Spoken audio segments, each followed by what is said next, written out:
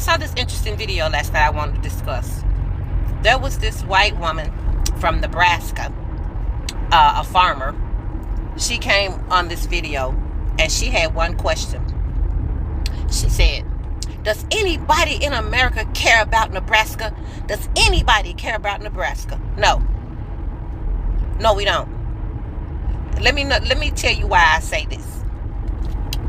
60% of Nebraska voted for Donald Trump, despite the fact he spent his entire election talking about his mass deportation plans. 65% of Nebraska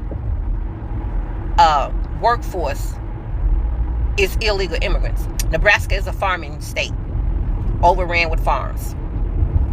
Now, 60% of Nebraskans voted for Trump. 65% of their workforce is illegal immigrants. And in 6 months, Nebraska's state will be going bankrupt. In 6 months, Nebraska will go belly up because they have lost their 65% of their working force in their farming industry. And she has the audacity, the caucasity to get on here and ask if anybody cares about Nebraska. No, you don't care about Nebraska. Nebraska doesn't care about Nebraska. I'm sorry for the 40% that voted voted blue. I'm sorry for them. But Nebraska, no, baby, no, not a bit. When you go out here and do these self-inflicted wounds, don't come out crying, expecting for somebody to baby you up. No, you're going to swallow that. You're going to eat that. You're going to eat that. So now you guys are losing your farms. You've already lost your workforce. And as soon as it gets dire, the big farming corporations are going to swoop in and they're going to buy up your farms for pennies on the dollar. All because you true blue to Republican and Donald Trump, that you're willing to even sacrifice your own livelihood and your own farms, your own way of life. Republicans mean so much to you. Donald Trump means so much to you. And what they represent and what they stand for means so much to you. So you guys are willing to sacrifice everything. And you have. Now you want to come out crying, does anybody care? Did you? I mean, it doesn't look like you cared enough to me. You didn't even care enough to do what was best for you. You own your own farm. The last time Trump was in the office, the farming industry took a beating. And they had to be bailed out. A lot of the smaller farmers didn't get those bailouts. So they just went belly up. And y'all took y'all simple-minded butts right on back in them boots and asked for another round of losing your farms. And you want us to care when you don't. Y'all are mind-baffling. You are so entitled. You think that you're supposed to go out here and do whatever you want to do, make whatever horrific choices you want to make, and make them to be detrimental to others. And then when your shit blow up, you want the others who you meant harm to come in and baby you and to care about you. Girl, please go sit down. Go. I tell you what you need to be doing. What you might need to be trying to work out some plans with these big farm corporations. You know, maybe they'll let you stay on and work the land. You know, this might be, you know, you guys may have ushered in your own season of sharecropping. I mean, y'all had no problem using it on black people. You know, for years y'all took advantage. Hundreds of years y'all took advantage of people sharecropping. So, you know, look into that. That's one alternative. At least being able to keep a roof over your head, huh? And then you may get ready because the big farming corporations, they're coming for you. But I want to ask you this. Who do you think is funding one of the biggest farming corporation groups out there? There's this group called Trader Acres. They're known for going out and buying up smaller farms for pennies on the dollars. Well, guess who's a major funding funder of that organization. Y'all voted for him too. Yeah, J.D. Vance. J.D. Vance is heavily funded in this Trader Acres, and they are known for buying up small family farms for pennies on the dollar. Yeah. See how they getting you? Every which way you turn, they getting y'all. And y'all are just sitting back, allowing it to take place. So, if you don't care about your own well-being, why in the world do you guys want us to care? Why? You guys had all the information that you needed before you went in that booth. He did not lie to you. In this instance, he did not lie. He was transparent in this instance. He really was, because he told y'all the entire time, mass deportation, mass deportation. And y'all was just hollering, yay, yay, like it wasn't going to affect you at all. Like it was something y'all really wanted. That's why he kept saying it, because it generated such applause. Y'all knew this. You can't lie and say you didn't know that. Yes, you did. You can't lie and say I didn't vote for that. Yes, you did. Yes, you did. And now it's just coming to reap. You're reaping what you sow. You're reaping what you sow. So don't expect to get sympathy from people who you intended to be harmed by these decisions you were making. The only difference is you got caught when you thought it was going to be others. No, I don't feel sorry for that. No, I don't care about that. I really don't. There are people that are out here that did not ask for this, that has to deal with it. Those are the people that I care about. Those are the people that matter to me. Not the ones that did a self-inflicted wound to their temple, and now you want everybody to run around here and try to bandage up your head. Not going to do it. Not going to do it. Because not only was it a bad decision, but it was a decision based off of pure hatred, vile, disgust. I mean, it came from the deepest rooted place of evil. And I'm going to tell you something, in case y'all didn't catch it, listen to this again. 60% of Nebraskans voted for Trump. 60%, 6-0. 65% of their workforce is illegal immigrants. 6-5, right? And in 6 months, they're going bankrupt. Can we say 6? Just food for thought. Y'all have a great day. What's up, guys? Welcome to today's video. Let's explore a story that has been making rounds on social media.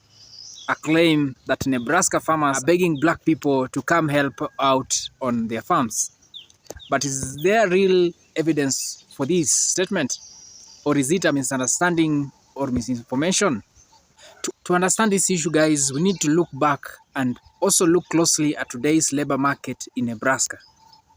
The following is a compilation of some black Americans reacting to today's topic. That is, Nebraska farmers are begging black people to come and help them out on their farms. Kindly look at these videos before we come back for more commentary. Remember, this video is for entertainment and education purpose only. I have a question for the rest of America. Does anyone even care about Nebraska? Does anyone even care? What do you want?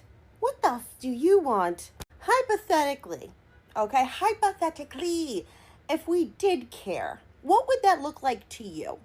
Because based on the way you guys vote, you're getting exactly what you wanted.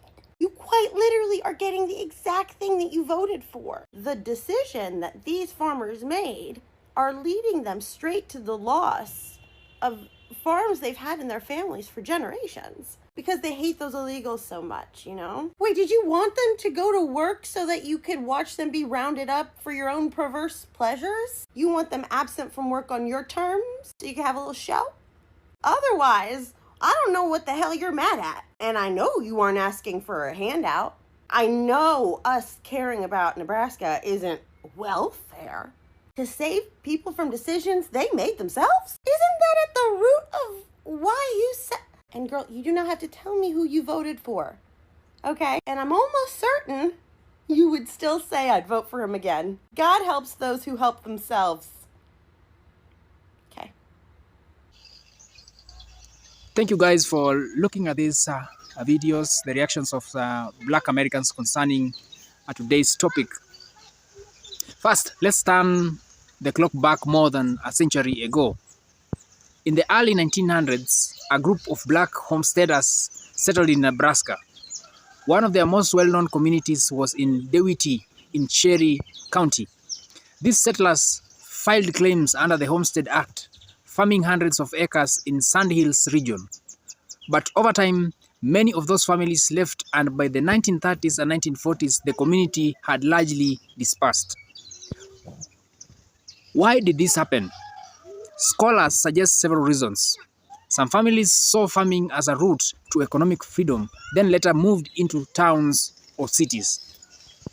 Others struggled with systemic challenges, including racism, limited access to credit, and legal barriers to land ownership. Fast forward to today. How many black farmers are there in Nebraska now? Surprisingly, the numbers are extremely small. According to the 2022 USD Census of Agriculture, the data for farms with black or African American producers at the state level is not reported. That suggests that their share is very, very low. In a more detailed regional breakdown, for example, in the Mid-Plains region of Nebraska, researchers found only 2 blacks or African American producers out of over 11,000 total. This is an incredibly small proportion. Yet, the story isn't entirely of absence. There are some black agricultural entrepreneurs in Nebraska.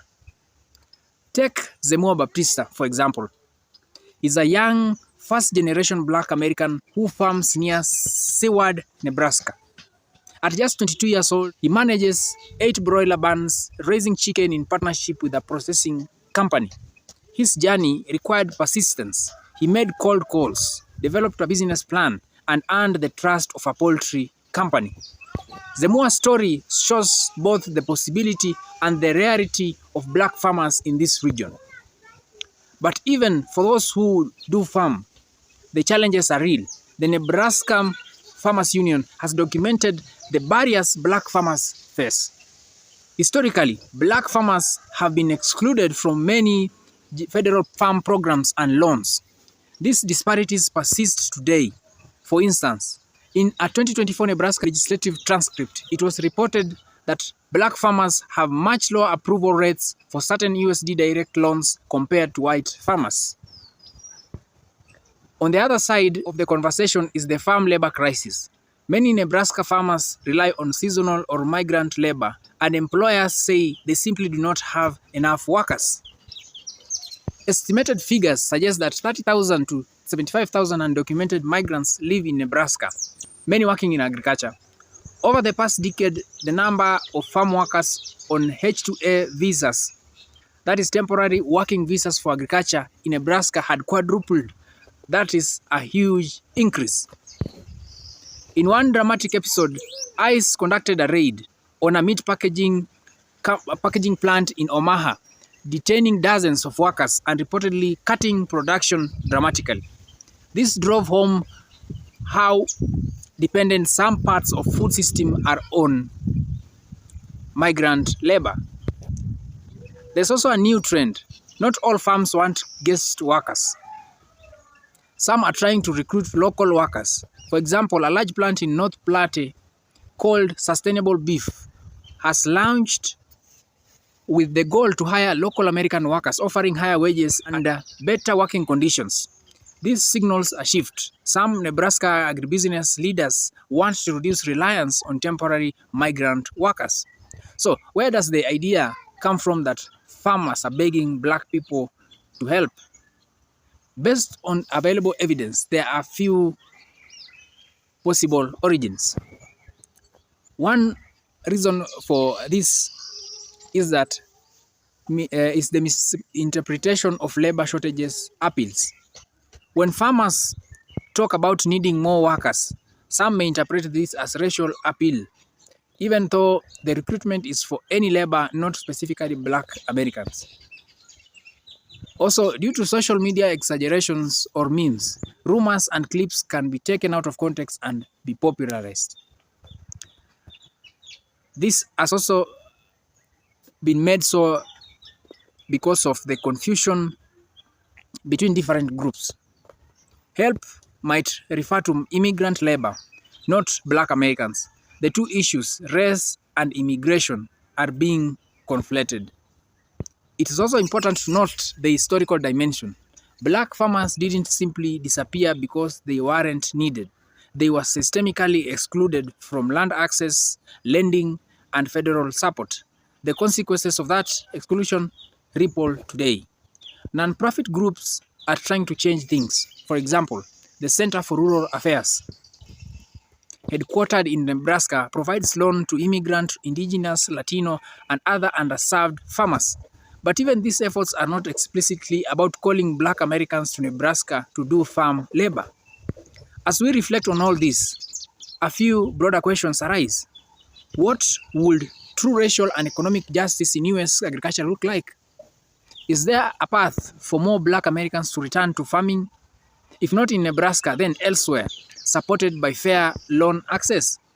How should policy respond to labor shortages in agriculture? Should it rely on guest worker programs, or should it invest more in local workforces? In conclusion, I can say that the claim that Nebraska farmers are begging Black people is not strongly supported by credible evidence. What is real is a deep labor shortage, a reliance on migrant workers, and a very small number of Black producers in Nebraska, shaped by historical disadvantage and structural inequality. This has been the video for today. Thank you for always supporting this channel. If you're new to this channel, kindly subscribe, like, share, and leave your sweet comment. Until next time, God's blessings.